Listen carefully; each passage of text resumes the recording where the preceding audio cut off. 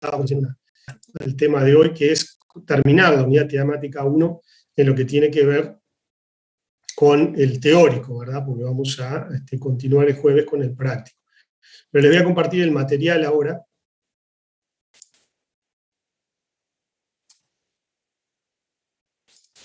Vamos a ver que me fui para otro lado, disculpen que ahora sí. Vamos a compartir el material que vamos a ver en la clase de hoy. Ahora sí. Bien. La idea entonces de la clase de hoy es terminar con este material de la unidad temática 1, de tercera parte. Vimos la introducción, vimos la segunda parte, esta es la tercera y última de la unidad temática 1. Vamos a redondear entonces el teórico hoy, y la clase del jueves ya vamos a hacer los ejercicios prácticos vinculados a este tema. Acá lo que vamos a enfocarnos es el tema de control interno vinculado a la auditoría, ¿verdad? Que algunas cosas ya hemos estado comentando, sobre todo ahí ven que empieza hablándonos de las dos NIAs que ya estuvimos viendo, la NIA 315 y la NIA 330, que son las NIAs que estuvimos analizando en las clases anteriores, en donde por un lado teníamos la evaluación de los riesgos vinculados a la empresa, al negocio, al control interno, que incluían también el control interno de la entidad, ¿no? Y por otro lado la NIA 330, que nos hablaba de los procedimientos en respuesta a la evaluación de esos riesgos vinculados a la auditoría, que podían ser procedimientos de pruebas de controles o pruebas sustantivas de validación de saldos, transacciones o pruebas sustantivas globales o analíticas, como veíamos en la clase anterior. Entonces vamos a omitir a Melé y vamos a ver entonces en particular lo que tiene que ver con los controles, con la evaluación de los controles de parte del auditor y la importancia que esto tiene. Primero, lo que tenemos en el material es una clasificación de los controles, una tipología de los controles, en este caso, en función de que le interesa al auditor, ¿verdad? En función de la naturaleza de esos controles. Entonces hablamos de controles generales, que habla de circundantes al sistema contable, del propio sistema contable o sobre otra información no contable. Entonces, cuando hablamos de los controles circundantes o generales, son los que están, digamos, vinculados a las operaciones. Que estas operaciones se ejecuten de acuerdo con autorizaciones. Es decir, que exista un nivel de asignación de responsabilidad y de autorización para la realización de las operaciones. Entonces nos interesa conocer, bueno, quiénes son las personas, por ejemplo, las firmas autorizadas, por ejemplo, quiénes son los que autorizan las compras, cómo se autorizan los créditos al momento de realizar las ventas, o sea, en qué niveles jerárquicos queda establecida esa responsabilidad y ese nivel de autorización, y qué controles existen para asegurar que esas operaciones se realicen solamente cuando existan dichas autorizaciones, se requiera de esas autorizaciones para ser ejecutadas. Ahora, si existen niveles jerárquicos determinados para autorizar determinado tipo de operaciones, pero en realidad muchas veces no se recurre o hay una delegación muy amplia y falta de controles, en definitiva, ese control interno, ese nivel de autorizaciones, de perfiles de autorización, puede no ser efectivo para la auditoría. Entonces hablamos de eso, de los niveles de autorizaciones, para la realización de operaciones. También las políticas de control interno vinculadas al acceso a los activos. ¿Qué tan restringidos están los distintos activos que maneja la entidad a personas no autorizadas? Por ahí el ejemplo típico que se nos ocurre a todos son los inventarios, la mercadería, ¿no? Bueno, conocer que haya un responsable designado por la custodia, que la mercadería esté en un recinto cerrado, donde solo tenga acceso el personal de la entidad o ajeno a la empresa, pero previamente autorizado y en presencia de los custodios de dicha mercadería, que puede ser el encargado de depósito, o, por ejemplo, en los fondos, ¿no? La tesorería, la caja, quiénes son el tesorero o los cajeros, o dónde están los fondos de la empresa que se maneja de efectivo dentro de la entidad, o los cheques, quién puede acceder a las chequeras, dónde se guardan, todo ese tipo de controles que pueda tener la entidad y que previene la utilización indebida o el desvío de esos activos, ¿no? O sea que la restricción al acceso no autorizado, también ese tipo de controles son los que están dentro de este grupo de controles generales o circundantes al sistema contable, ¿no? Que figuran acá.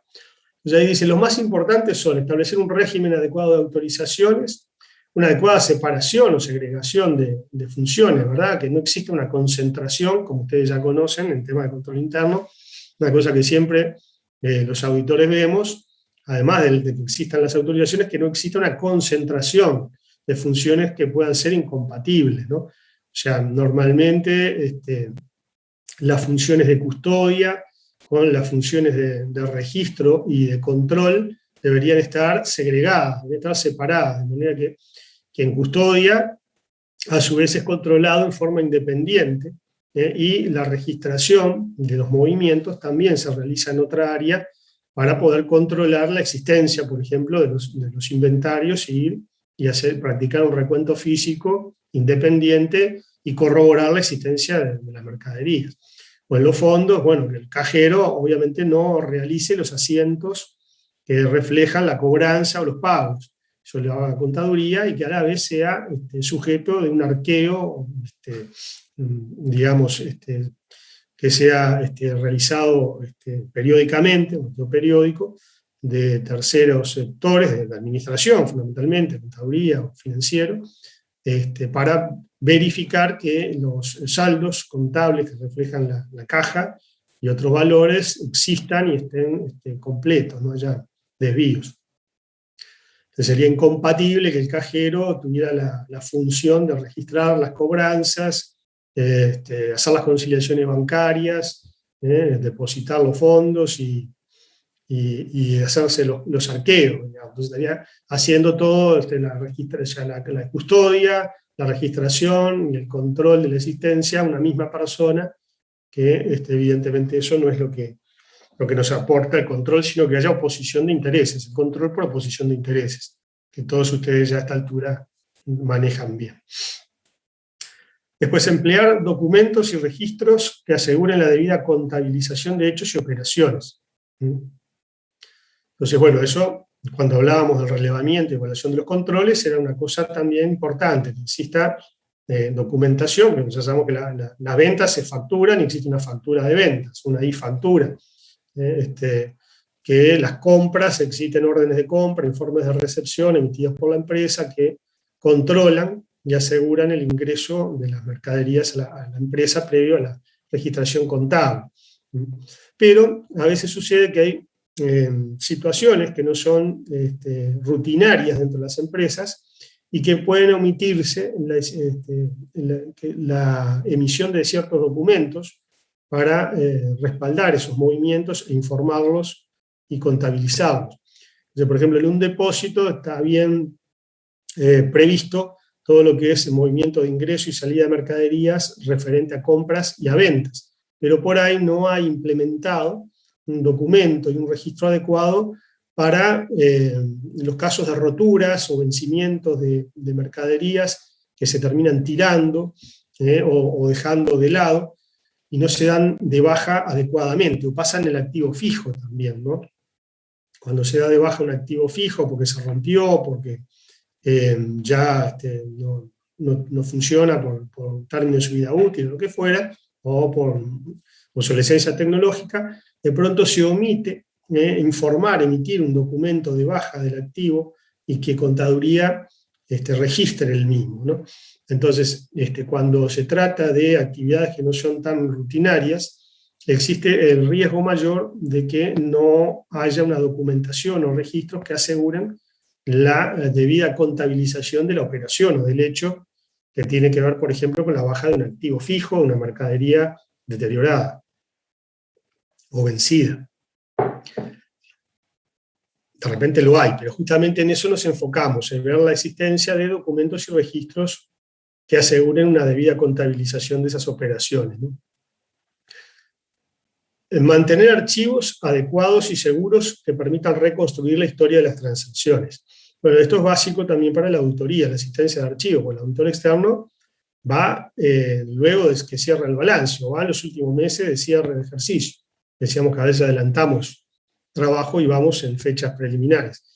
Bien, de ahí, si no tenemos un adecuado archivo que esté al día, es todo un problema, ¿no?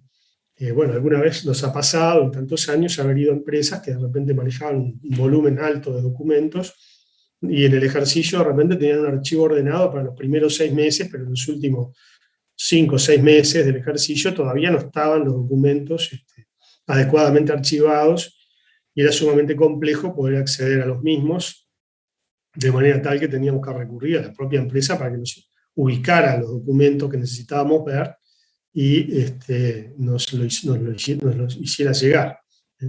Pero si la empresa no tiene un sistema de archivo de documentación, no guarda adecuadamente los mismos, los documentos importantes, como dice ahí, no podemos reconstruir la historia de las transacciones, que es básicamente en lo que nos basamos como auditores externos, ¿verdad? Nosotros vamos a ver compras, ventas, pagos, cobranzas, pago de sueldos, liquidación y pago de sueldos, que se han producido anteriormente, ¿verdad? Entonces, necesitamos necesariamente que haya un archivo adecuado para dichos documentos. De lo contrario, la auditoría podría no ser factible incluso, ¿no? Podría no ser auditable la empresa si no mantiene un sistema de archivos adecuado. Tan importante como eso, podría haber una gran limitación al alcance de nuestro trabajo como auditores. Pero acá lo estamos viendo desde el punto de vista de la existencia de controles, o sea que el tema de los archivos también son controles generales, controles circundantes al sistema. Archivos actualizados y adecuados para poder acceder y ubicar rápidamente la documentación respaldante que necesitamos. Restringir o controlar el acceso a bienes y registros a las personas autorizadas. Bueno, eso fue lo que estuvimos hablando ya anteriormente, ¿verdad? El control por segregación de función, por oposición de intereses. Esos son entonces controles generales o circundantes al sistema. Después hay una segunda tipología de controles, son los del propio sistema contable, que ahí los podemos clasificar como de entrada, procesamiento y salida de información contable, ¿no? Entonces los controles vinculados a la entrada tienen que ver a los controles que se realizan previo a la registración contable. Entonces esos controles que pueden existir se hacen para que, por ejemplo, no falte ningún comprobante antes de comenzar con la registración, que cada comprobante que se haya recibido no esté contabilizado antes, y por lo tanto se corra el riesgo de duplicación, los datos que vienen sean válidos en esos documentos, todos los datos necesarios figuran en los mismos, los cálculos se pueden revisar previo a la registración contable para no encontrarse con errores previos. Hoy día con la automatización, con la informática, ¿verdad? Muchos de estos controles que estamos hablando como previos se hacen directamente al momento de la propia registración, durante el propio procesamiento. Y ahí bueno, podemos tener controles que antes veíamos como controles de entrada, que hoy son controles del procesamiento contable, que en caso de existir alguna incompatibilidad con el documento, ya se genera un informe de errores o de cuestiones que no parecen no ser consistentes o no cerrar, y se pide una autorización para continuar al operador o se le avisa que hay errores. Entonces, bueno, como dice ahí, este tipo de controles automáticos, los software contables, evitan realizar manualmente controles de entrada o salida, y en caso de que no se superen esos controles, se rechazaría el ingreso de ese documento, y se haría un reporte de cuáles son los problemas detectados para corregirlos y poderlos ingresar. Como dice ahí, la idea es que los problemas sean analizados, resueltos y vueltos a ingresar. En cuanto después a la salida, son controles de detección. Una vez que ya ha sido ingresada la información, se pueden necesitar corregir errores y volver a reprocesar.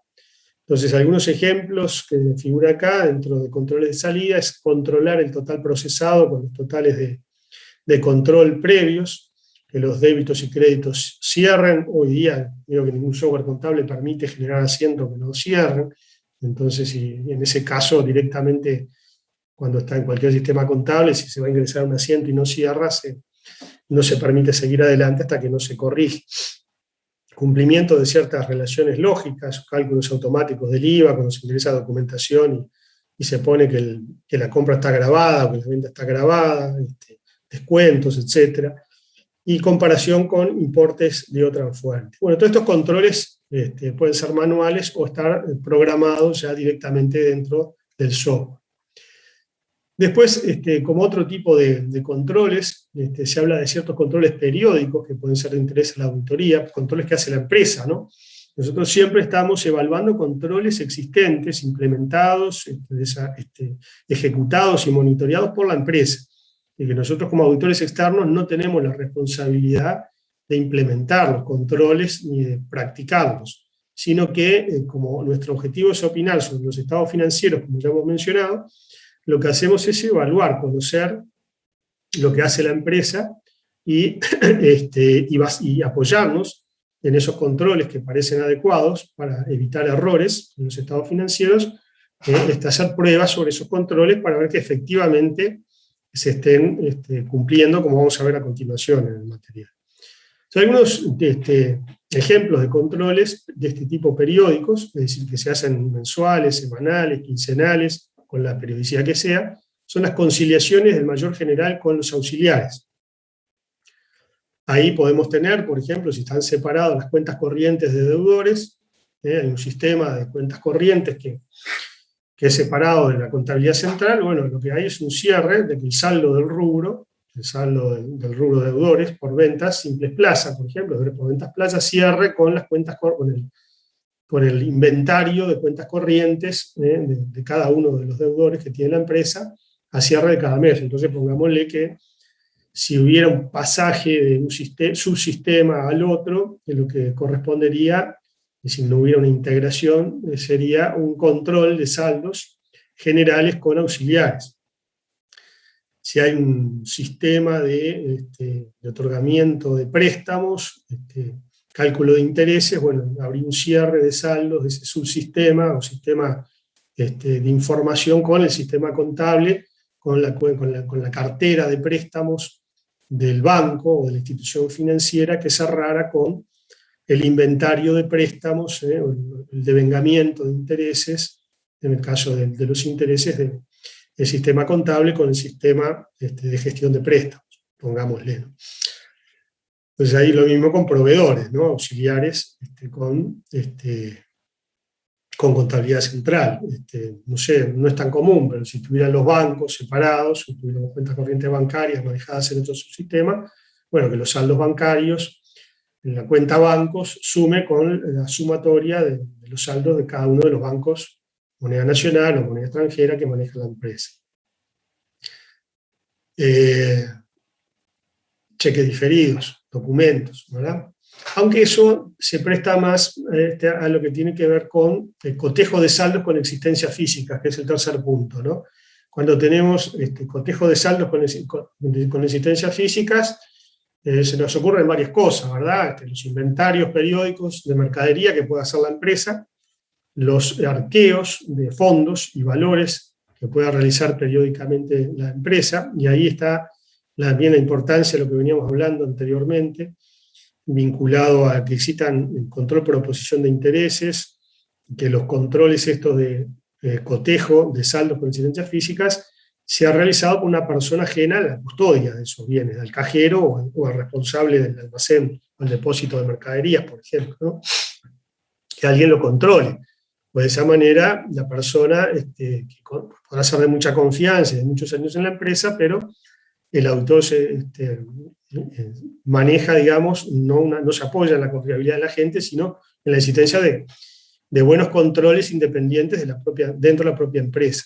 Entonces, si hay controles de cotejo de saldos, o sea, la gente de contaduría practica inventarios, practica arqueos, fondos, de cheque diferido, de documentos, y se asegura de que los cierres mensuales, esas existencias, esos saldos contables se reflejen realmente en existencias físicas. De repente los inventarios lo hacen en forma rotativa, ¿no? Los inventarios son muy grandes, hay muchos ítems. De repente la empresa lo que hace es seleccionar algunos ítems y practicar inventarios periódicos de esos ítems. De repente lo hace con una periodicidad mayor, en vez de hacerlo mensual, lo hace semanal. Entonces logra cubrir una mayor cantidad de existencias a lo largo del año, al ir haciéndolo rotativo, por ejemplo, no contar siempre los mismos artículos, y de esa manera cubre con el objetivo de verificar la existencia física, que es uno de los objetivos de auditoría, ¿se acuerdan? El auditor necesita validar que en el caso de los activos, esos activos no solo son propiedad de la empresa, sino que además son reales, existen. El hecho de que existan buenos controles de arqueos, de inventarios por parte de la propia empresa, nos da un riesgo de control bajo, ¿no? Y podemos apoyarnos en esos controles, probándolos para minimizar el riesgo de ocurrencia de errores materiales. Conciliación con información de terceros, deudores, proveedores, envío de estados de cuenta, solicitando que en caso de diferencias se hagan llegar a la empresa las mismas para revisarlas y ponernos de acuerdo. Mejor dicho, ponerse de acuerdo a la empresa, ¿no? Nosotros nos ponemos el sombrero de que estamos afuera de la empresa en este momento y estamos evaluando lo que hace la empresa, no lo que hacemos nosotros. Nosotros vamos a hacer también nuestra confirmación de saldos con terceros, pero acá estamos viendo lo que hace la empresa. Si la empresa ya tiene instrumentado mensualmente, trimestralmente, o cuando fuera, una confirmación de saldos con deudores, con proveedores, y que al igual que lo hace la auditoría, ¿verdad? Envía estados de cuenta y en caso de diferencias analiza, concilia y ajusta. Bueno, ese procedimiento también es un control que parece ser interesante para la auditoría. Lo va a tomar el auditor, si con este control lo hace la empresa, vamos a probar que efectivamente haya estado siendo realizado durante todo el ejercicio que vamos a auditar, y vamos a ver papeles, necesitamos evidencia, papeles de trabajo de la empresa donde quede asentado el envío de las circulares con los estados de cuenta, la recepción de las respuestas, el análisis de las diferencias y la corrección o ajustes en caso de diferencias que lo requirieran, ¿no? En eso va a consistir en este caso de existir estos controles de confirmación de terceros, de información con terceros. El auditor va a validar, va a hacer estas pruebas de controles, de cumplimiento de controles, para validar efectivamente que el control operó y fue efectivo durante el ejercicio, en cuyo caso vamos en coche, digamos, porque ya podemos decir que cuando hagamos la prueba sustantiva de circularización, vamos a reducir el alcance de esa prueba, porque ya hemos chequeado que la empresa lo viene haciendo bien, viene haciendo correcciones, ajustes, hay pocas diferencias, o lo que fuera, ¿verdad? Bueno. Análisis de composición de saldos. Las empresas que hacen cierres mensuales o trimestrales y hacen análisis de saldos. Bueno, vamos a ver esos cierres y vamos a ver los análisis de composición de los distintos rubros que hace la propia empresa. También esos tipos de controles son buenos para el auditor, le sirven, puede apoyarse en esos controles. Cuando decimos son buenos o son malos, estamos en realidad evaluando qué tan útiles nos pueden ser o cómo nos pueden servir para apoyarnos en esos controles y reducir nuestro propio trabajo. Porque ahí estamos viendo trabajo que hace la empresa, revisando el trabajo hecho por la empresa, validándolo, y diciendo, bueno, la empresa está trabajando bien en estos asuntos, y por lo tanto nosotros, que hacemos trabajo de auditoría parecido, no es que no vamos a hacer nada, pero podemos conformarnos con mucho menos, haciendo mucho menos, y apoyándonos, probando que la empresa efectivamente ha estado controlando esos aspectos. Después tenemos otros controles sobre información no contable, que como dicen, si bien no inciden en la información contable, porque si son extra contables significa que, o no contables, no se ven reflejados en los estados financieros, pero son útiles para poder comparar la información financiera con esa información. Entonces ahí da como ejemplo que la empresa haga presupuestos o tenga realizadas proyecciones financieras. Entonces podemos apoyarnos en esa información extracontable o no contable y compararla con la contable y ver si hubieron algunos desvíos para poder identificar eventuales problemas o errores en la información contable, que es la que nos preocupa. Si hay errores en los presupuestos, en las posiciones financieras, no nos va a preocupar, ¿verdad? La realidad es la realidad, lo que nos importa es que los estados financieros reflejen esa realidad adecuadamente. Bueno, eso entonces es un poco una introducción vinculada a algunos tipos de controles clasificados de alguna manera por su naturaleza, su momento de ejecución, haciendo hincapié en cómo nos interesan como auditores la evaluación de los mismos. Ahora vamos a partir de esta diapo, vamos a empezar a ver lo que es el trabajo de auditoría sobre los controles, ¿verdad? Entonces, digamos que el primer punto sería poder evaluar, conocer y evaluar el contexto o ambiente de control del que ya estuvimos hablando y que vamos a ver ahora una diapo también en la cual tenemos bien definido lo que es esto, pero como ya estuvimos comentándolo, es la atención que le presta la dirección a los controles, la filosofía, ¿verdad?, de la dirección, el interés que se le presta al control interno dentro de la empresa. Si hay, que normalmente lo hay hoy día, el procesamiento electrónico de datos, ¿verdad? Si hay software aplicado al procesamiento de información, sistemas de información computarizados, programas contables, programas de gestión financiera, todo ese tipo de procesamiento informático va a impactar también lo que es los sistemas de control interno, evidentemente, porque ahí hay probabilidad de ocurrencia de errores, hay controles que pueden estar programados y que, bueno, necesitamos conocerlos. Y muchas veces vamos a necesitar apoyo también en nuestro equipo de trabajo de expertos, de conocedores, de analistas de sistemas, ingenieros de sistemas, que puedan darnos una visión más concreta o más con conocimiento de causa de qué tan fiables o qué tan confiables son esos procesos informáticos que generan la información contable. Entonces, primeramente vamos a obtener información sobre el funcionamiento formal, decíamos, ¿no? Esto es, vamos a relevar lo que hace la empresa, cómo lo hace, cómo controla, y lo vamos a ver, como ya estuvimos conversando, por ciclos de transacciones, posicionándonos en lo que son los distintos ciclos importantes de transacciones, de operaciones. Cómo compra, cómo vende, cómo paga, cómo cobra, desde que se realiza la solicitud de necesidad de un producto, se piden cotizaciones, se selecciona un proveedor, se coloca una orden de compra, se recibe la mercadería, se controla la mercadería, se le da el alta al stock y se contabiliza la cuenta a pagar. Todo ese proceso vamos a ver documentos, registros, autorizaciones, sectores que intervienen, etc. El propósito es obtener el conocimiento formal o teórico, esto es cómo está previsto en los manuales, si existen, o en teoría, ¿verdad? Cómo debería funcionar, cómo se ha creado ese sistema de control interno para que funcione de determinada manera. Implementado sería mejor la palabra más que creado, ¿no? Implementado ese sistema de control interno para procesar las compras, por ejemplo, ¿verdad?, de la empresa, para asegurarse de procesar adecuadamente todas las compras, controlarlas, contabilizarlas adecuadamente.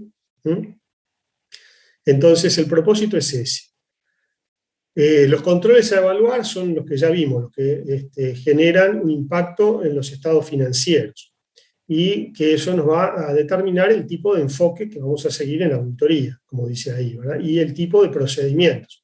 Si el enfoque es de confianza, parece ser un funcionamiento formal adecuado, correcto, con buenos controles, el enfoque va a ser un enfoque de confianza en el control interno. Un enfoque de hacer pruebas de cumplimiento de los controles, o pruebas de controles a secas, ¿verdad?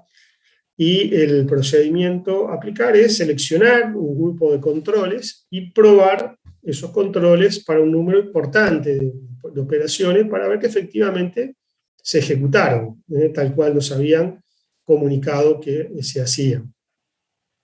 Entonces, si nos dijeron que se hacían arqueos periódicos de las distintas cajas o tesorerías y que quedaban documentados, bueno, vamos a pedir esos arqueos para todos los meses del ejercicio, para algunos meses. Vamos a evaluar la existencia de los documentos de actas de arqueo, a quienes están firmando, cuáles eran los fondos sujetos a arqueo, de dónde se obtuvieron los fondos arqueados, qué tipo de fondos eran, si existían documentos dentro de los fondos sujetos a arqueo o fondos arqueados que estaban pendientes de registración contable al momento de realizar el arqueo.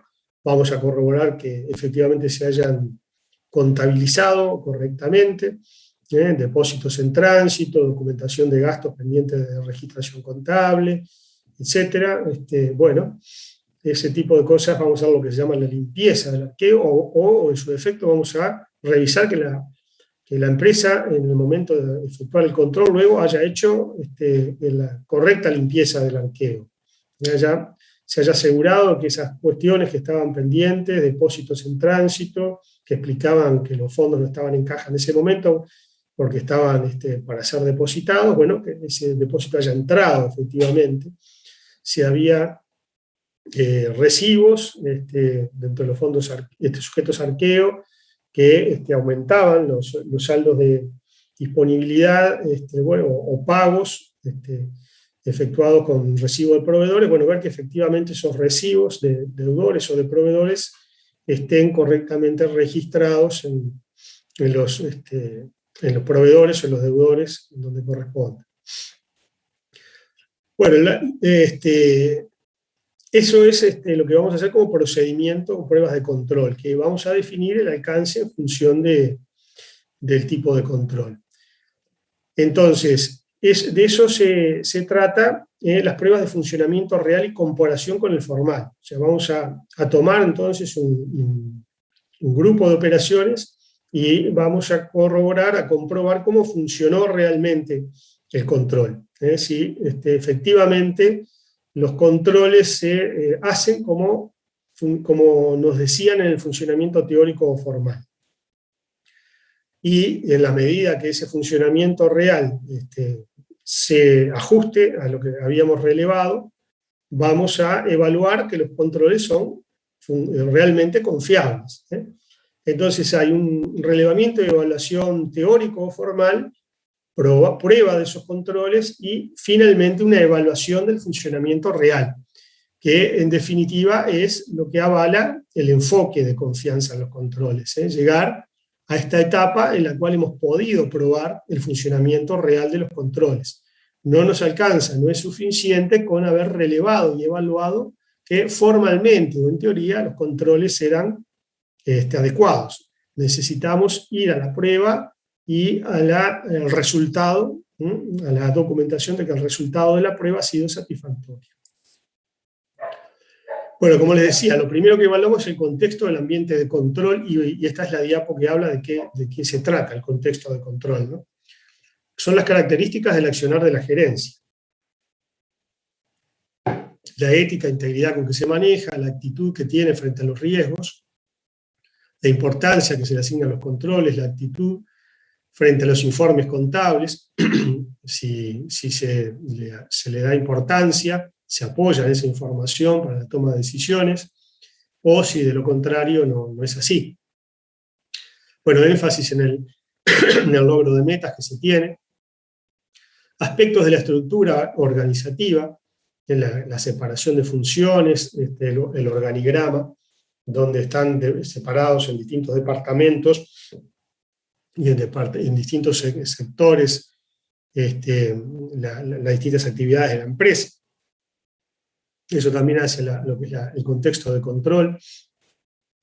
Los métodos que utiliza la gerencia para desempeñar los controles y el monitoreo, política en materia de recursos humanos, la capacitación, lo adecuado de la asignación. Por ejemplo, si nosotros vemos en el área contable, que es la que de pronto estamos más cerca durante todo el trabajo, si son idóneas las personas para procesar y hacer los asientos contables, generar la información, controlarla, si hay contadores o estudiantes avanzados que tengan conocimientos contables y de normas, que por lo tanto estén capacitados como para darse cuenta si están haciendo algo mal o si deben corregir algo. O sea, todo, digamos, es ayuda, ¿verdad? O ayuda a impedir la ocurrencia de errores, o a minimizar, mejor dicho, nada, da la certeza, ¿verdad?, de que no ocurran errores de estas cosas que estoy comentando, ¿no? Porque ya sabemos, también me adelanto, vamos a ver una diapositiva,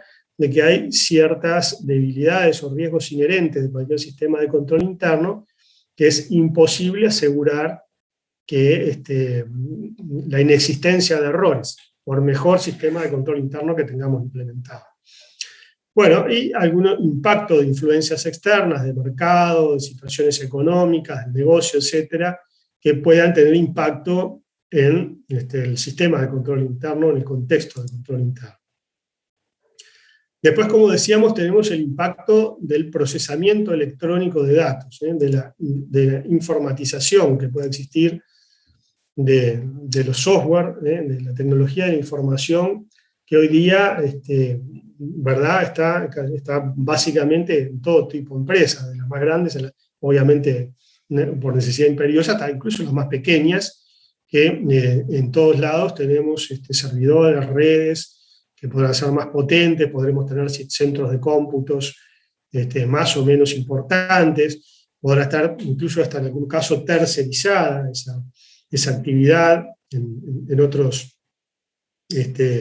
empresas subcontratadas, o podemos tener alguna combinación de las anteriores. Bueno, tenemos necesidad de hacer, por lo menos la primera vez que vamos a la empresa, un reconocimiento de cómo es el manejo del procesamiento electrónico de datos dentro de la entidad que estamos auditando, y los sistemas de información que manejan, ¿no?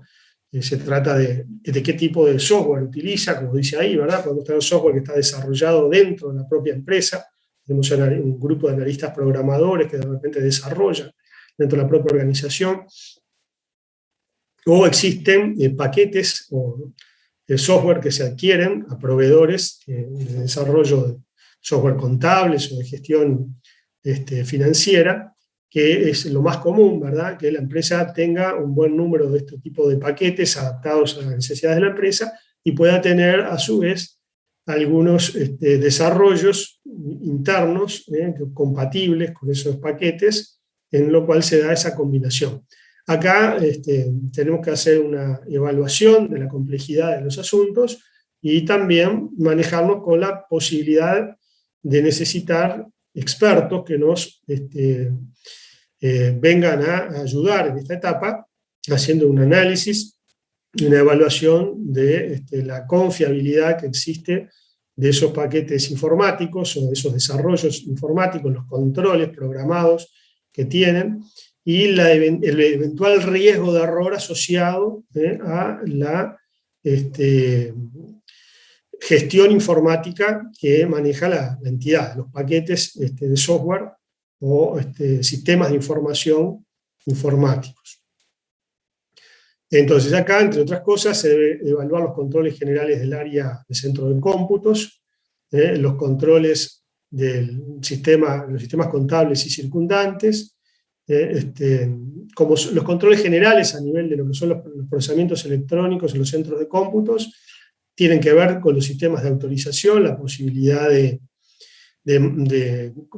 distorsionar o de eliminar registros, o de acceder a las bases de datos y modificarlas, Entonces, eso también son relevamientos que hacemos en relación a los perfiles y a conocer hasta dónde y quiénes son los que están autorizados y pueden eventualmente modificar los programas o acceder a las bases de datos de la entidad, ¿verdad? Bases de datos que pueden modificarse, como dice acá, o hacer desaparecer pistas de que han corrido determinados procesos y que han actualizado determinados datos, que evidentemente se presta mucho a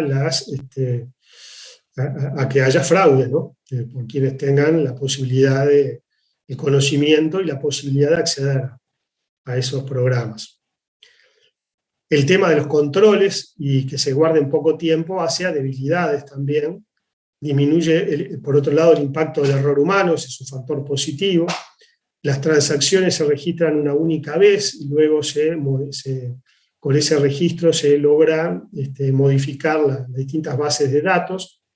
Ciertos controles independientes se concentran en el computador, eso es una debilidad.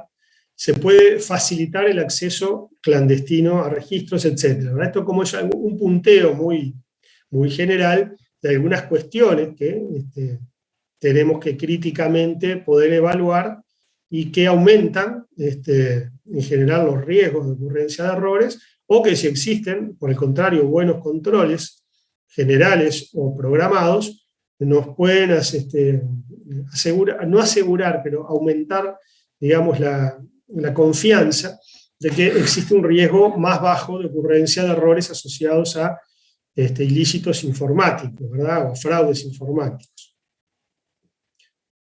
Bueno, yendo de nuevo a lo que es el trabajo del auditor vinculado a los controles, el primer punto es obtener información sobre cómo funcionan esos controles teóricamente o formalmente. Entonces, en esta etapa vamos a relevar, vamos a evaluar y vamos a decidir si a priori parece bueno, parece eficiente, parece razonable apoyarnos en esos controles teóricos o formales al momento de diseñar los programas de auditoría, ¿verdad? Porque en ese momento todavía los programas de auditoría son los que van a definir lo que vamos a hacer. Vamos a ejecutar pruebas de los controles, eso lo vamos a decidir en función del relevamiento preliminar de los controles, ¿verdad? Que vamos a hacer, de esa evaluación de los controles formales, de acuerdo a cómo hemos identificado que aparentemente, en teoría, formalmente, funciona. Entonces, ¿qué controles vamos a evaluar? Dicen, no todos, solamente aquellos, o vamos a enfocarnos en aquellos que están vinculados con objetivos de auditoría, que se relacionan a la existencia, que se relacionan a la integridad, a la propiedad de los activos o pasivos de la empresa, a la evaluación de los mismos, a la adecuada presentación de la información. Entonces, todos aquellos que se vinculan a los saldos o a las afirmaciones contenidas en los estados financieros y cuyo examen, como dice acá, parece ser más eficiente, el examen de los controles parece ser más eficiente, vamos a basarnos en eso, ¿verdad? En esos controles. Esos controles son los que llamamos controles clave, por llamarlos de alguna manera, son los controles sobre los cuales vamos a hacer pruebas, porque a priori parecen existir controles confiables que nos dan seguridad de que no ocurren errores, o sea, seguridad razonable, no absoluta, ¿verdad? Entonces parecen ser controles que están operando, como dice allí, efectivamente, y que por lo tanto nos dan una satisfacción de auditoría, y parece ser eficiente entonces ir por ese lado, probar esos controles desde el punto de vista de la auditoría. Entonces hablamos de ese tipo de controles que son controles claves. Entonces, ¿cuándo un control es clave? Ahí nos vamos a hacer preguntas, ¿verdad? ¿Valida las afirmaciones contenidas en los estados contables? Entonces, un control identificado podría ser, hablábamos hoy, que la empresa hace regularmente, periódicamente, semanalmente, conciliaciones bancarias de todas las cuentas bancarias de la empresa. Y se estudian y se ajustan las partidas conciliatorias convenientemente y se dejan firmas autorizando la revisación y la realización de ajustes.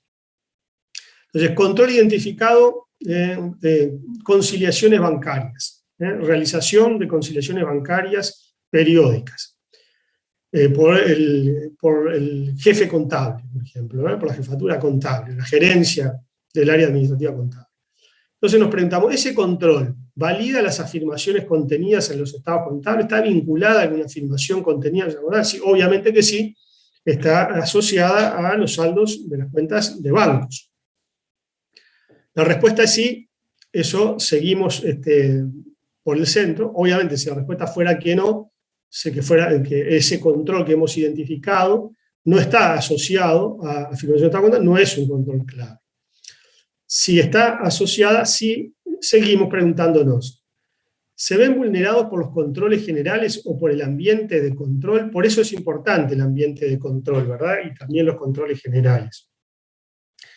Porque si existe una conciliación bancaria, es un control que se asocia a afirmaciones, sí, pero de alguna manera, digamos que ese control lo hace un auxiliar del área contable y no se revisa por parte de un nivel jerárquico adecuado.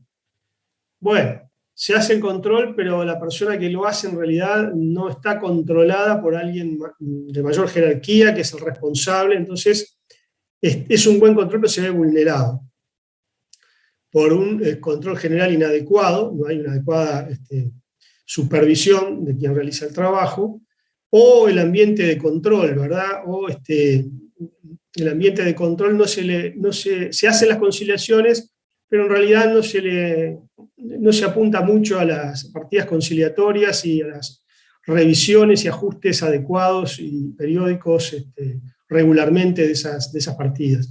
Entonces, bueno, si bien existe el control, la primera respuesta fue sí, se ven vulnerados los controles o no hay un ambiente adecuado. Entonces acá, si la respuesta es que eso sucede, no es un control clave. Ahora, si vemos que no, que en realidad no hay una vulneración por controles generales o ambiente de control, el control se hace la conciliación bancaria, lo hace o lo revisa el jefe o el gerente del área, se pone atención y se hacen los ajustes correspondientes a las partidas conciliatorias, se investigan, en definitiva, y se deja sentada las cosas. Bueno, entonces seguimos con la posibilidad de estar frente a un control clave. Y ahí ya viene una pregunta y una respuesta asociada que tiene que ver con nuestro propio trabajo, si nos resulta conveniente probar o no ese funcionamiento de ese control, en términos del trabajo de auditoría o de la eficiencia. Si parece ser eficiente comprobar ese control, que ese control efectivamente opera, y la respuesta es sí, hemos identificado un control clave. O sea, la conciliación bancaria realizada por el sector contable y revisada o supervisada por jefes o gerentes responsables de área, parece un control clave porque está asociada a afirmaciones de los estados financieros, no se ven vulnerados y parece desde el punto de vista de la eficiencia o de la efectividad que probar que efectivamente se hacen las conciliaciones bancarias reduce el riesgo de error en las cuentas bancarias, que es un saldo importante dentro de la disponibilidad. Entonces, ese es un control clave.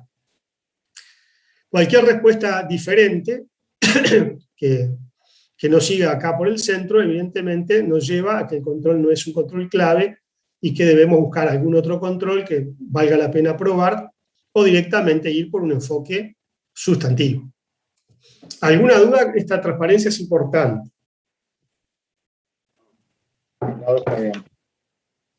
Es importante la diapo para que la marquen como para tenerla bien sabida, porque podemos generar alguna pregunta, parcial, examen, lo que fuera, vinculado a lo que es un control clave, un concepto de control clave, ¿verdad?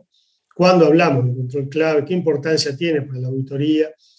o si este control, tal control es un control clave para ustedes. ¿Está? Entonces, tener el concepto de lo que es un control clave, le vamos a dar un énfasis en el curso, ¿sí? Esta diapositiva, de alguna manera, le estamos dando un énfasis y es importante.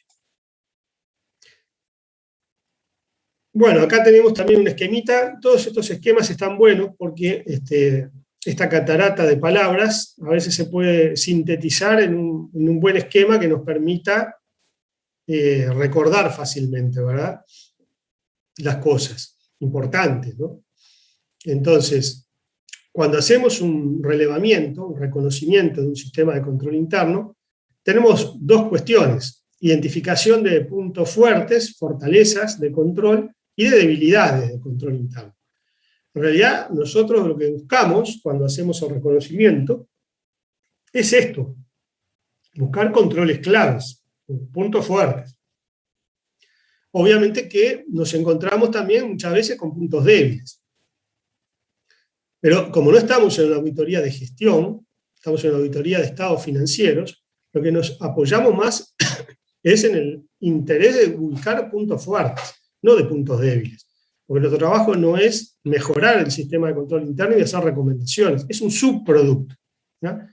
Es un subproducto. No decimos que no apoya en nada a eso el trabajo de auditoría. Apoya, pero no es lo central. No es el contrato del auditor externo su objetivo mejorar o fortalecer. Sí fortalece, obviamente, pero no está apuntado a la gestión, a mejorar la gestión de la entidad. Entonces, cuando identificamos puntos débiles de control, obviamente vamos a analizar el impacto sobre la auditoría, porque esos controles, esas debilidades de los controles pueden ser de controles que están asociadas a afirmaciones de los estados financieros. Si no se hacen conciliaciones bancarias periódicas, si no se revisan, bueno, eso, como nos jugaba a favor, también nos juega en contra.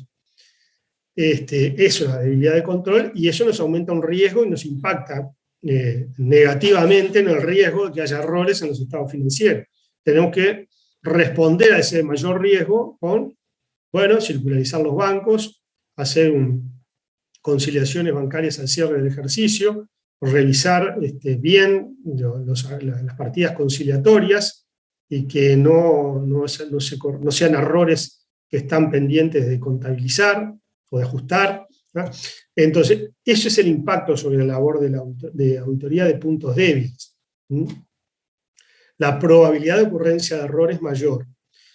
Y si no están relacionados con la labor de auditoría, simplemente lo vamos a abordar con una sugerencia a la dirección de su acción correctiva, de todos, los que tengan impacto y los que no tengan impacto en la auditoría, los vamos a mencionar en ese subproducto, que es la carta de control interno que se hace luego de que se emite el dictamen de auditoría, que es el objetivo central. Pero la identificación de puntos fuertes, bueno, como veíamos recién, si satisfacen objetivos de auditoría y es eficiente confiar en ellos, estamos frente a un control clave y por lo tanto vamos a confeccionar pruebas de cumplimiento, pruebas de controles directamente, ¿verdad? Si no parece eficiente confiar en ellos o no satisfacen algunos de los objetivos de auditoría, pues no están vinculados a los estados financieros, entonces no vamos a seguir con ellos, directamente no nos van a aportar nada, o si parece no ser eficiente confiar en ellos, vamos a ir por lo que es un enfoque sustantivo. Obviamente, si parece confiable, satisface el objetivo, vamos a hacer pruebas de cumplimiento. Pero se acuerdan que con compañeros me hacían notar y decían, bueno, profesor, pero usted los prueba y si de repente los resultados no son buenos, el control que a usted le pareció eficiente confiar y que satisfacían el objetivo de auditoría, que estaban muy, muy buenos, los prueba y realmente no operaron, o no operaron como se preveía, y bueno, tengo que ir al enfoque sustantivo o tengo que ubicar otros controles que puedan existir y que me puedan dar satisfacción de auditoría de que impiden la ocurrencia de errores en los estados financieros. Entonces, siempre que hacemos este conocimiento del sistema de control interno, estamos vinculándolo a errores potenciales en los saldos de los estados financieros. Siempre estamos vinculando controles con saldos en los estados financieros. Y cuando estamos probando esos controles, estamos probándolos porque de alguna manera nos previenen o nos detectan o nos reducen el riesgo de que existan errores en los estados financieros. Obviamente que nunca los impiden absolutamente, no hay certeza, pero sí hay menor riesgo, menor riesgo. Bueno, el enfoque de la evaluación, como ya lo hemos mencionado, es por áreas o ciclos importantes de negocios, compras, ventas, pagos, cobranzas. Se trata de identificar riesgos de errores o irregularidades. Se establecen los objetivos específicos que esos controles persiguen. Se analiza la existencia de políticas y procedimientos que puedan estar presentes, que cubren objetivos de control y el periodo de vigencia, y se hace un enlace, ¿verdad? Un relacionamiento entre las afirmaciones que podrían verse afectadas si los controles fueran inadecuados o no funcionasen. Si los inventarios no se hacen o se hacen por personas que no están suficientemente capacitadas o que no tienen independencia, bueno, esos controles inadecuados nos afectan el saldo de los inventarios, de las mercaderías en los estados financieros. Si la empresa no tiene un adecuado control de sus proveedores, de los saldos, de las cuentas a pagar, bueno, obviamente que esos controles están afectando el saldo del rubro proveedores, el saldo de deudas comerciales entre los estados financieros. Bueno, los objetivos que tenemos en las pruebas de cumplimiento es poder confirmar o reconsiderar la evaluación preliminar que hemos hecho de confianza en los controles, como decíamos, ¿no? Y concomitantemente del riesgo de control que forma parte del riesgo de auditoría. Evaluar las debilidades encontradas y el efecto que éstas tienen en el enfoque previamente planificado, que ya hemos hablado. Luego de identificar los controles claves que vimos recién, y antes de probarlo, en su etapa de ejecución, será reconsiderar la evaluación preliminar de riesgo inherente y riesgo de control. Bueno, los procedimientos o pruebas, los procedimientos para obtener información sobre esos controles, ¿no? Para hacer el relevamiento y evaluación formal o teórico de los controles. Bueno, reuniones con cuestionarios, preguntas a funcionarios, o sea, establecer una evaluación narrativa de los controles a través de reuniones y de generar memorándums en donde dejemos por escrito la información que hemos podido obtener en cuanto al funcionamiento de las operaciones y de los controles que se hacen. Eso lo hacemos a través de reuniones con el personal, jefes, gerentes de área y eventualmente algunos encargados de operar controles importantes. Si existen, que en muchas empresas sí los hay, lectura de manuales, organigramas, flujogramas, memorándum instructivos, etcétera, que la propia empresa pueda haber generado. Observando, ¿verdad? Viendo cómo se realizan las operaciones. Y seleccionando y siguiendo unas pocas transacciones para ver efectivamente qué documentación existe. Seleccionamos 4 o 5 compras, 4 o 5 ventas y hacemos todo el seguimiento y vemos la documentación relacionada con esas ventas, los registros que intervinieron, los controles, etc. Entonces ahí tomamos conocimiento de cómo funcionan esos aspectos. O vamos al departamento de personal, de recursos humanos, y nos entrevistamos con el jefe de personal, conocemos cómo son las fichas de personal que maneja, los legajos del personal, la planilla de trabajo, vemos el software, cómo se liquidan los sueldos, en base a cómo se obtienen los datos de horas trabajadas, de horas extras, descansos trabajados, de feriados, los aumentos de salario, quiénes son los autorizados a modificarlos, qué aumentos subieron en el ejercicio, en las actas de los laudos de los consejos de salario, de la actividad a la que pertenezca la empresa, cómo se controla la asistencia por parte del personal y el cumplimiento de su horario, etcétera, etcétera, etcétera, ¿verdad? Y cuáles son las herramientas, y todo eso entonces lo dejamos, lo narramos por escrito, nos apoyamos en copias de los informes que utiliza el área de personal, planilla de liquidación de haberes, recibos de sueldos, planilla de trabajo, copia de las actas de aumentos salariales o de otros aspectos importantes que regulan las relaciones laborales y que se tienen que tener en cuenta. Para poner un ejemplo en un área específica, personal, recursos humanos, ¿tá? Porque tiene un impacto en los estados financieros, y sí, ¿no? Obviamente, el área de sueldos, cargas sociales, licencias, salario ocasional, aguinaldo, sí tendrá impacto dentro de los costos de la empresa, dentro de los resultados. Entonces, más bien que nos va a preocupar tomar conocimiento sobre esa área, sobre los controles y cómo se procesan y se liquidan los sueldos y luego se registran contablemente esas planillas de liquidación de haberes, ¿tá? Y cómo se pagan esos sueldos, cargas sociales y leyes sociales, aportes a la seguridad social, y aguinaldos, licencias, salarios vacacionales, etcétera, ¿verdad? Entonces, esos son procedimientos a través de los cuales adquirimos el conocimiento. Y cómo llegamos a que existe un control o no existe, o que lo vamos a aprobar o no lo vamos a aprobar, y lo podemos vincular a afirmaciones en los estados financieros. Algunas herramientas que tenemos como auditores para hacer este tipo de relevamientos y evaluaciones de control interno son cuestionarios, en algunos casos nos pueden ser útiles. Hay cuestionarios que ya están predeterminados, que los podemos ajustar a la empresa que vamos a auditar.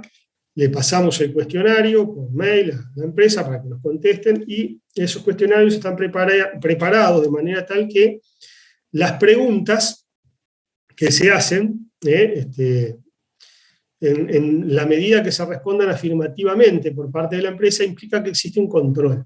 Y la respuesta negativa nos muestra la inexistencia o carencia de un control. Por ejemplo, ¿se hacen conciliaciones bancarias periódicas? ¿Sí o no? ¿Verdad? ¿Se realizan inventarios periódicos? ¿Sí o no? Si nos contestan que sí, existe un control. Si nos contestan que no, bueno, ese control no existe, no se hace. Una serie de controles que nos va a interesar a nosotros como auditores, saber si la empresa los hace o no. Entonces la idea es preguntar concretamente, de manera que todas las respuestas que nos digan no, ya rápidamente vamos a identificar que no existe el control. Esto parece bárbaro porque nos simplifica de, bueno, sabemos que existe, que no existe, pero no nos dice, ¿se hacen consideraciones? Sí. ¿Se hacen inventarios? No. O a veces, nos puede dar respuestas rápidas, pero necesitamos saber después cómo se hacen las cosas, ¿no? Entonces, como que ninguna de estas herramientas por sí mismas parece ser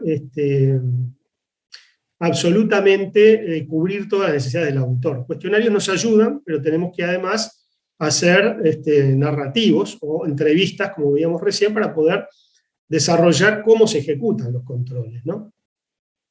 Las matrices de asignaciones de funciones son poder conocer en un departamento de la empresa, que está dividido en determinados funcionarios que tienen ciertas funciones, ciertas actividades, poder ver si existen, hacer un diagrama que nos permita establecer si esas funciones asignadas a los distintos cargos no hay concentración inapropiada de funciones, ¿tá? Esto prácticamente no lo usamos mucho, pero se le llaman matrices de asignación de funciones cuando buscamos determinar en un departamento que puede tener importancia, su estructura organizativa para nuestro trabajo, ver si hay concentraciones inadecuadas de ciertas funciones de custodia, de control, de registración de las operaciones. Bueno, las narrativas son muy comunes, los cursogramas, ¿verdad? Diagramas de flujos o cursogramas, nos permiten a través de los símbolos establecer para los distintos departamentos o áreas que intervienen en la empresa, tener un diagrama en donde vemos los documentos que se emiten, en la cantidad de vías, las vías a dónde van, qué se hace con esas vías, si se contabiliza algo, si se controla, dónde quedan archivadas, los registros contables. Entonces, si hacemos un cursograma de compras, eso nos ilustra gráficamente el flujo de las operaciones, de los documentos que se emiten, de los controles que se realizan, pero de nuevo, ¿verdad? Solo con el cursograma es bastante, digamos, en cuanto a tiempo, se necesita tiempo para elaborarlo y información bastante detallada también para poderlo hacer, como que se justifica para aquellos ciclos de transacciones más relevantes, compras-ventas, por ejemplo, y se acompaña de narraciones del funcionamiento, porque evidentemente el cursograma nos da un diagrama, una gráfica rápida del flujo de documentos y de controles y de operaciones y sectores que intervienen, pero no en detalle de cómo operan. Entonces, cada uno de estos herramientas nos aportan cosas buenas, cosas importantes, pero por sí mismas no alcanzan solamente, por eso se combinan, combinación de herramientas para obtener la información. Bueno, eventualmente algún paquete de software también nos puede ayudar, software de auditoría, para esta etapa. Después vienen las pruebas de funcionamiento real con la comparación con el Formdata. Ya estamos en la etapa de ejecución, ¿verdad? Entonces hemos identificado controles claves, hemos visto que aparentemente son efectivos, hemos también decidido, desde el punto de vista de la eficiencia en el trabajo, apoyarnos en esos controles. Entonces vamos a probarlos. Vamos a determinar si los controles funcionan efectivamente en la práctica como en la teoría.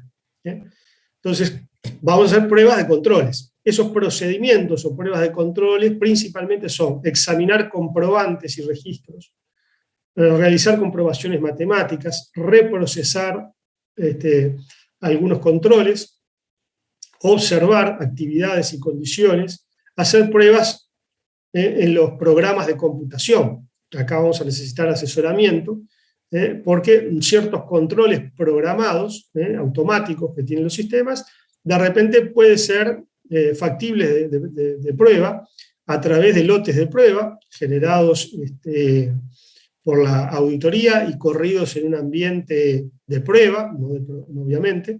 Entonces ahí podemos validar que efectivamente operan esos controles y que detectan errores que adrede nosotros hemos incorporado en los lotes de prueba para ver si efectivamente el control automático detecta esos errores.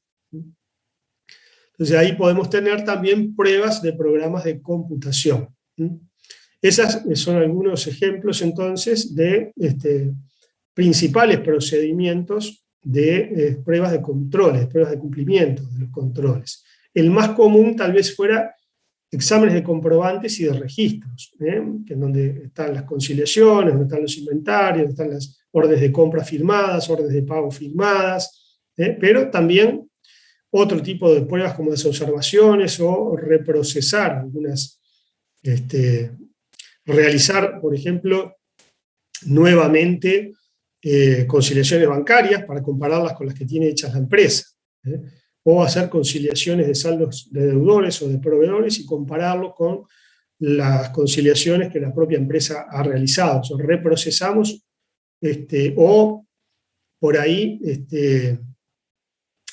la empresa tiene controles sobre los cálculos de provisiones para licencias, aguinaldos, salario vacacional, y nosotros hacemos un cálculo global por nuestro lado para comparar con los cálculos que hace la empresa a una fecha distinta a la de cierre, digamos, ¿no? Para asegurarnos de que la empresa está procesando y está controlando adecuadamente los saldos de las provisiones por beneficios sociales. Evaluación del funcionamiento real de los controles, ¿verdad? Acá ya estamos en la etapa de las conclusiones. Una vez que hemos hecho las pruebas, vemos los resultados de esas pruebas, los apartamientos o no que hemos podido determinar del cumplimiento de esos controles. Y ahí vamos a ponderar los riesgos individuales de auditoría, confirmar o corregir en naturaleza, alcance y oportunidad de pruebas sustantivas, si hemos podido confirmar la confianza en los controles, o, bueno, de nuevo tenemos que corregir lo que habíamos previamente decidido, porque en definitiva estamos a los resultados de las pruebas.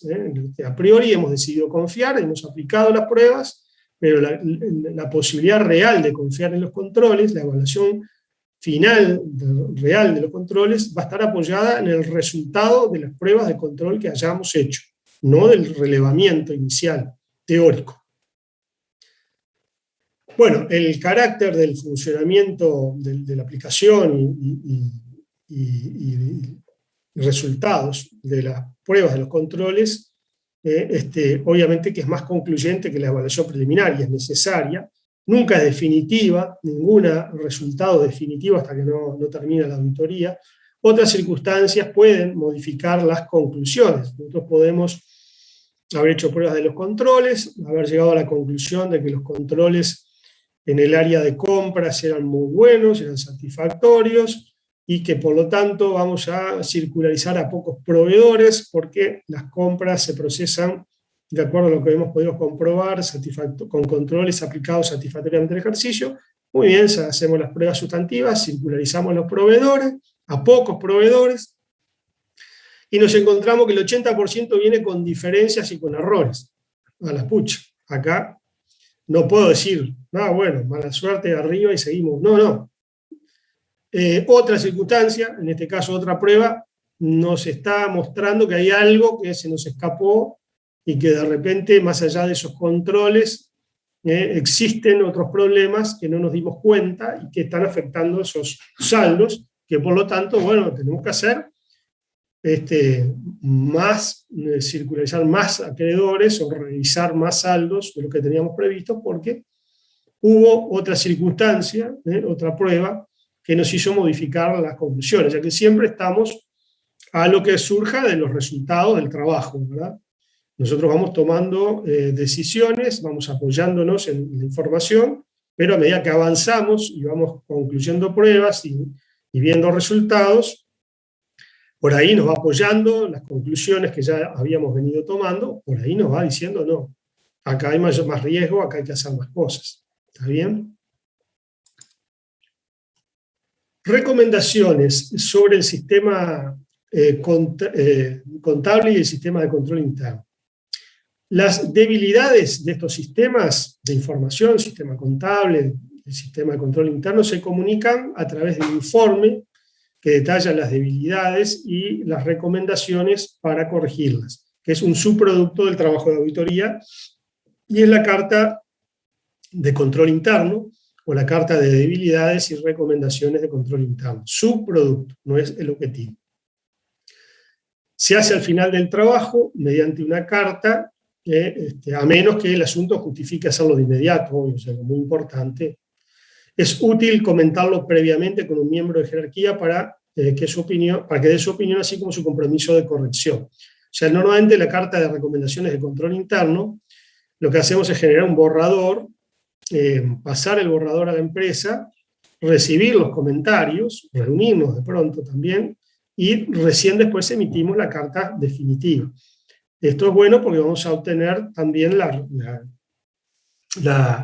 justificación de la empresa, o de por qué de repente no se hace tal cosa, por qué no se hace de tal manera, incluso porque también puede llegar a corregirnos la interpretación nuestra, y decir, no, mire, que esto que usted dice que no se hace, en realidad se hace de esta manera. Bueno, ahí llegamos a poder entender definitivamente las cuestiones.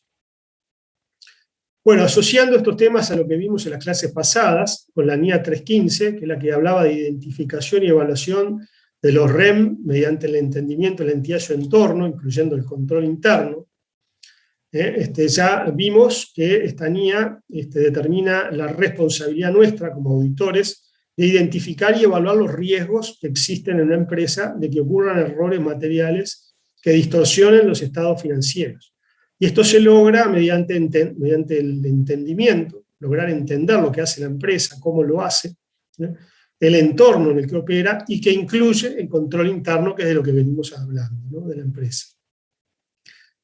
El auditor debería usar su juicio profesional para evaluar el riesgo de auditoría y diseñar procedimientos de auditoría para asegurar que se reduce ese riesgo de ocurrencia de errores a un nivel aceptablemente bajo. Acá encontramos en esta diapo dos definiciones, de lo que es el sistema contable y el sistema de control interno, ¿verdad? El sistema el sistema de información contable, es una serie de tareas y registros de una entidad por medio de las que se procesan las transacciones para mantener registros contables. Los sistemas contables identifican, reúnen, analizan, calculan, clasifican, registran, resumen e informan transacciones y otros eventos. Para todo el proceso de que hay un hecho económico en la empresa, se genera un documento, ese documento se registra, esos registros se resumen y se generan luego estados financieros para informar la situación financiera, económica, patrimonial y de resultados de una entidad. Sistema de información relevante a la información financiera, componente del control interno que incluye el sistema de información financiera y que consiste en los procedimientos y registros establecidos para iniciar, registrar, procesar y reportar transacciones de la entidad, además de mantener una rendición de cuentas sobre activos pasivos y capital relacionado. O sea, son algunas definiciones que van más allá del curso del curso para que ustedes tengan en cuenta. Y por último, una definición de control interno, que también, digamos, ustedes tienen materias específicas del asunto, el control interno, donde analizan el informe COSO y la definición que trae, que es esta, ¿no? Entendemos por control interno el proceso diseñado, implementado y mantenido por los encargados del gobierno corporativo de la empresa, la administración y otro personal para brindar seguridad razonable, o sea, confiabilidad, fiabilidad, sobre el logro de los objetivos de la empresa, respecto a la confiabilidad de la información financiera que genera y la efectividad y eficiencia de las operaciones y el cumplimiento con las leyes y regulaciones aplicables, ¿verdad? Ustedes que ya han estado en el curso de control interno reconocerán esta definición ya como vista en el curso dentro de lo que es el informe COSO seguramente, o la estarán recordando. Bueno, el control interno se compone del ambiente de control que ya hablamos, funciones del directorio, filosofía, estilo operativo de gerencia, estructura organizacional, etc. El proceso de evaluación del riesgo que hace la propia entidad, los sistemas de información que maneja, las actividades de control, las políticas, procedimientos de control y el monitoreo de esos controles. El auditor lo que deberá hacer son procedimientos para evaluar esos riesgos de control y valorar qué qué riesgo de error potencial existe a nivel de estado financiero y rubros, saldos de rubro de los estados, en los estados financieros. Bueno, como ya vimos en la NIA 315 se hablan de ciertos procedimientos que lleva adelante el auditor para evaluar esos riesgos, que incluyen investigar con la administración y con otros dentro de la entidad las actividades de control, la realización de pruebas de revisión analítica, pruebas de observación e inspección. Le interesan al auditor solo aquellas políticas y procedimientos de sistemas de contabilidad y control interno que son relevantes para los rubros o las aseveraciones de los estados financieros. ¿Tá? Ya sabemos que eso nos va a permitir identificar errores potenciales que puedan ocurrir en los estados financieros, así como factores que aumentan o que afectan el riesgo de error, y diseñar procedimientos de auditoría apropiados. Esto lo paso un poco rápido porque es lo que estuvimos viendo en las clases anteriores, que está previsto en la NIA 315. Profe, disculpe, Sí, pero me tengo que desconectar. dale, cómo no, Luciana, Luciana. Dale, que Luciana, pase dale bien. tranquilo. Que pases bien, tú también. Muchas gracias. Por las dudas, Yara no la vi, ¿no? Yara no se encuentra, ¿no? No la tengo acá en la lista. Me parece que ahora sí. La única que no encuentro en la lista es a Yara Rodríguez. El resto los pude ver a todos presentes en el curso al inicio. Bueno, decíamos otra diapo importante, ¿verdad? Dentro de las que resaltamos. Es esta de limitaciones inherentes de los controles internos.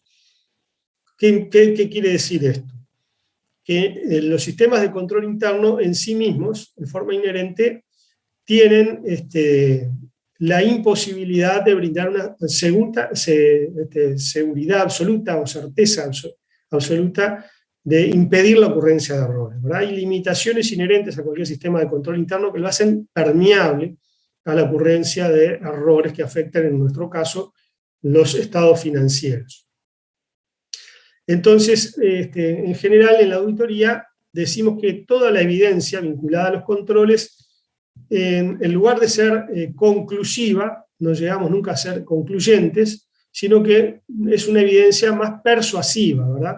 Que buscamos obtener suficiente evidencia como para persuadirnos de que no existen errores, pero nunca podemos concluir con exactitud, con certeza, que esos errores no existen. Entonces, esta afirmación, ¿verdad?, de que cualquier sistema de control interno tiene limitaciones inherentes que lo hacen permeable a la ocurrencia de errores, ¿por qué? ¿Verdad? ¿Cuáles son? Entonces, acá tenemos un punteo de las principales limitaciones inherentes a cualquier sistema de control interno. Una es que el costo de un control no debe exceder los beneficios que de él se esperan. La relación costo-beneficio de un control. Entonces, podemos llegar a la conclusión de que algún control podría ser necesario o podría ser satisfactorio, pero si el costo es demasiado elevado, podría ese control no implementarse por un tema de costos, ¿verdad?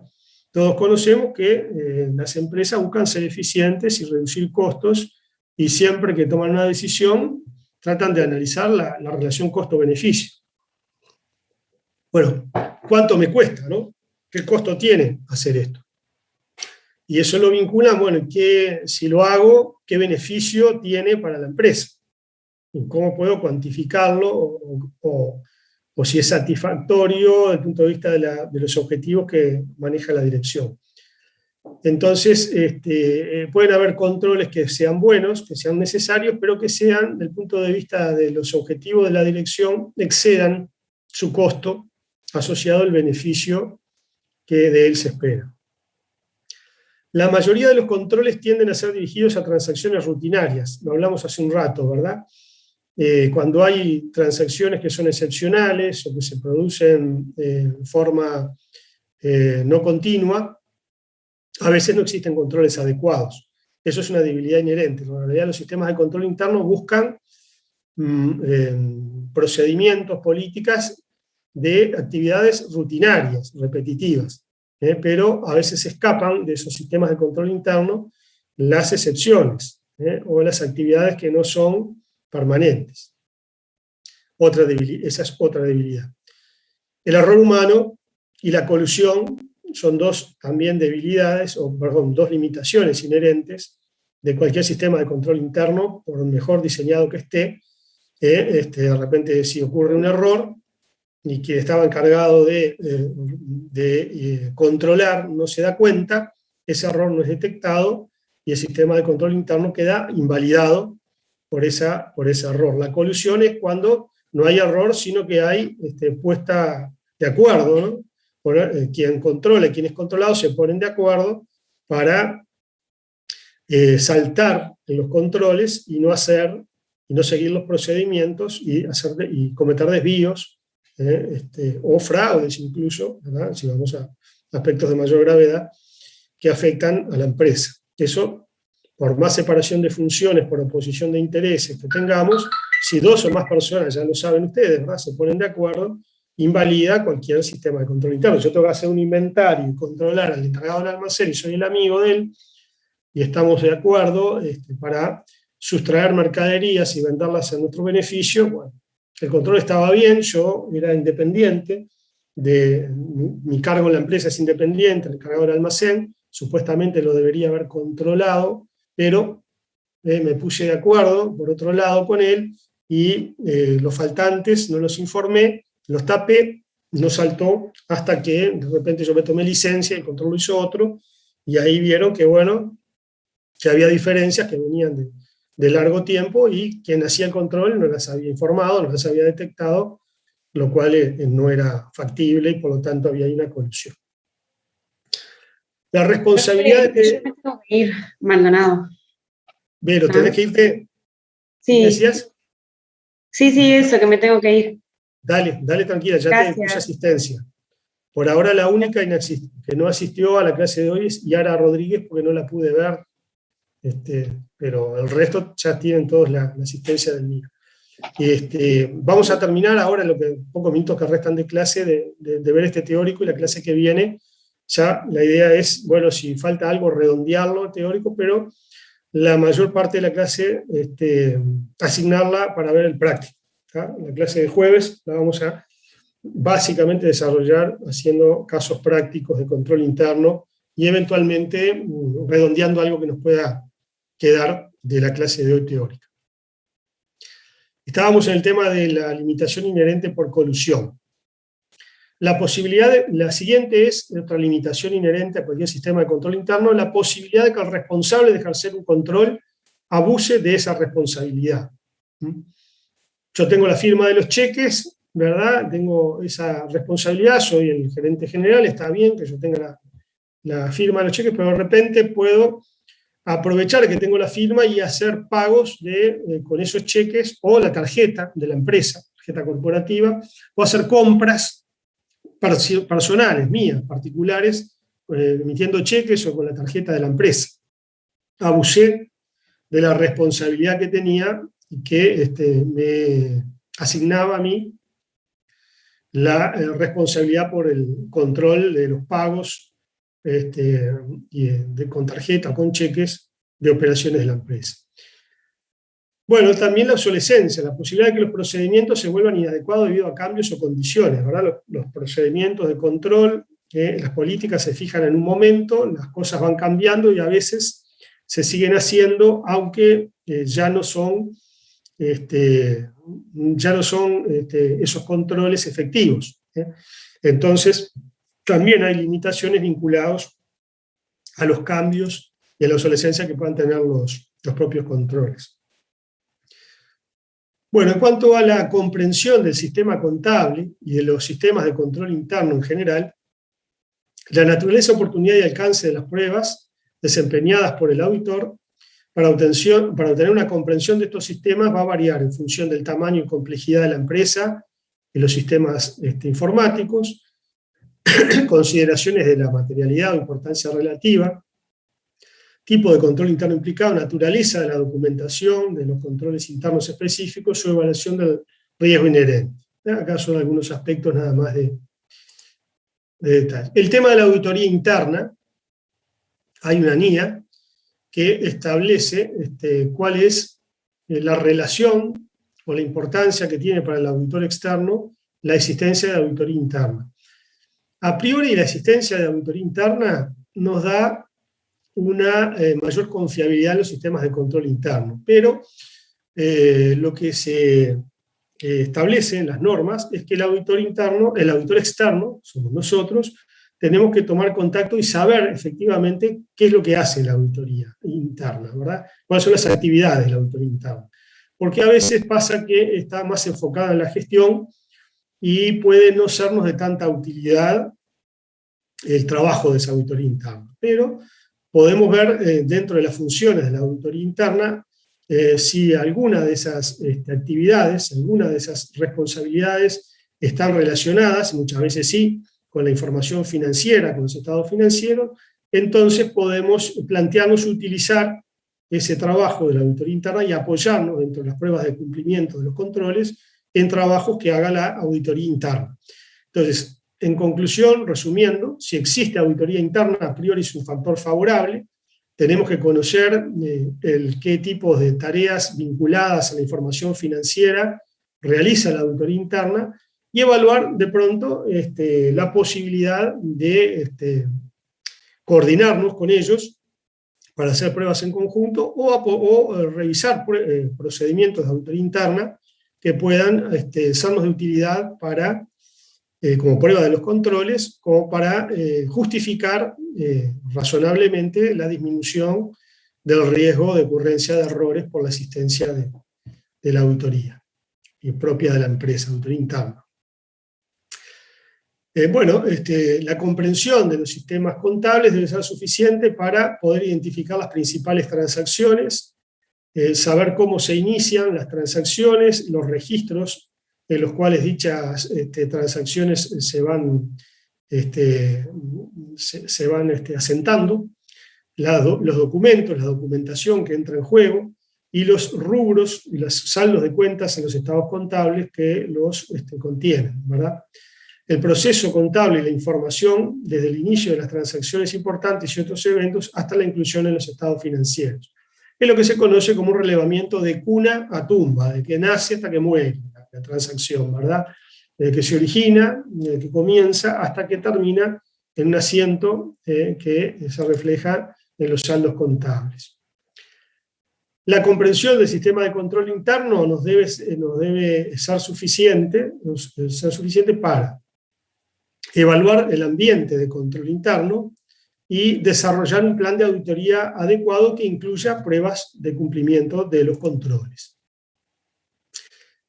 Tras la comprensión, el auditor debería hacer una evaluación preliminar del riesgo de control, como ya vimos, obtener, para aquellos controles clave sobre los cuales hubiéramos decidido confiar, obtener evidencia de que esos controles están bien diseñados y operan efectivamente, para poder corroborar que los controles estuvieron operativos durante todo el periodo, evaluar basado en resultados de las pruebas, la confiabilidad efectiva de esos controles y poder confirmar la evaluación preliminar del riesgo de control, y para comunicar a la administración, a la gerencia, a la dirección de la entidad, las debilidades de control interno importantes que hayamos podido identificar. Bueno, nos estaría quedando por ver estas diapos, que son 4, 2, 3, 4, 5. Están vinculadas a tecnología de la información. Muchas de las cuales ya hemos estado comentando, y de repente lo que yo voy a preferir es verla más la clase que viene. De repente nos tomamos 10 minutos de la clase que viene, o 15 minutos, lo que sea necesario, algunos breves minutos de la clase que viene de jueves, a partir de estas diapos, y las repasamos. Tienen que ver con control interno vinculado a la aplicación de tecnología de la información, de software informático, de procesamientos informáticos de la información. Y hacemos una breve recapitulación de los principales conceptos desde el punto de vista de la auditoría, que están vinculados al control interno. ¿Verdad? Que el esquema es ese, ¿verdad? Conocimiento teórico del control interno, relevamiento y evaluación preliminar. Hago pruebas para pruebas no, ¿verdad? Hago entrevistas, hago cuestionarios, hago desarrollos narrativos para reconocer el funcionamiento de las operaciones, de los controles, de los documentos, los registros contables, desde que se inicia hasta que terminan las operaciones, desde que se inician con un documento hasta que finalizan en un asiento que termina impactando determinados saldos en los estados financieros. Selecciono controles que están asociados a errores que pueden distorsionar los estados financieros y que son claves, como ya vimos de qué manera llegamos a la conclusión de que un control es clave. Selecciono controles claves asociados a transacciones y saldos de las cuentas. Cuando hago los programas de trabajo ya preveo o planifico ejecutar esas pruebas de controles, de esos controles. Los pruebo en la etapa de ejecución, hago pruebas de controles, de cumplimiento de esos controles para una cantidad importante y evalúo los resultados y si hubo o no apartamiento en la aplicación de esos controles. Y ahí, en base a esos resultados, justifico la confianza que me da el control interno de la empresa para minimizar la ocurrencia de errores en los estados financieros. Me apoyo, de alguna manera, en el riesgo bajo de control cuando el control opera satisfactoriamente y he podido comprobarlo. He podido hacer pruebas de auditoría que corroboran que ese control operó efectivamente, estuvo operativo, se ejecutó en el ejercicio. Entonces ahí tengo en los papeles de trabajo el resultado de esas pruebas, es lo que me da a mí la posibilidad de llevar adelante, de seguir adelante con el enfoque de control interno, de confianza en los controles, que me va a minimizar la cantidad de transacciones que voy a tener que revisar, o de saldos, o de cantidad de circulares que voy a tener que enviar en la etapa de ejecución de pruebas sustantivas. O sea, me va a permitir satisfacerme con menor cantidad de evidencia sustantiva, de validación de saldos, de transacciones, que si no hubiera tenido la posibilidad de probar y de satisfacerme de que los controles operan satisfactoriamente, no podría tener una justificación razonable en el momento de aplicación de pruebas sustantivas, decir, estos saldos de ventas son correctos a partir de que revisé 50 ventas. Bueno, pero la empresa tuvo 1000 ventas, 10.000 ventas. ¿Vos cómo podés apoyarte con revisar 50, decir que las 10.000 están bien o las 1000 están bien? Bueno, porque las 50 que revisé no encontré errores, pero además porque en el sistema de control interno vinculado a las ventas existe este control, este otro, que hace la empresa durante todo el año. Yo los probé, no encontré desvíos, o encontré desvíos muy menores, y llegué a la conclusión de que el riesgo de error en las ventas es bajo, porque hay controles en la empresa que me aseguran como auditor, me aseguran razonablemente, no con certeza absoluta, de que es muy difícil que la empresa tenga distorsionada la cifra de ventas. Entonces yo probé esos controles, vi que se operaban realmente y que impedían la ocurrencia de errores razonablemente, y luego hice pruebas sustantivas igual, para un cierto alcance, y corroboré que no había errores para esa muestra. Por lo tanto, valido la cifra de ventas. Valido que las ventas que la empresa tiene en los estados financieros refleja razonablemente la cifra de facturación y de operaciones de ventas durante todo el ejercicio.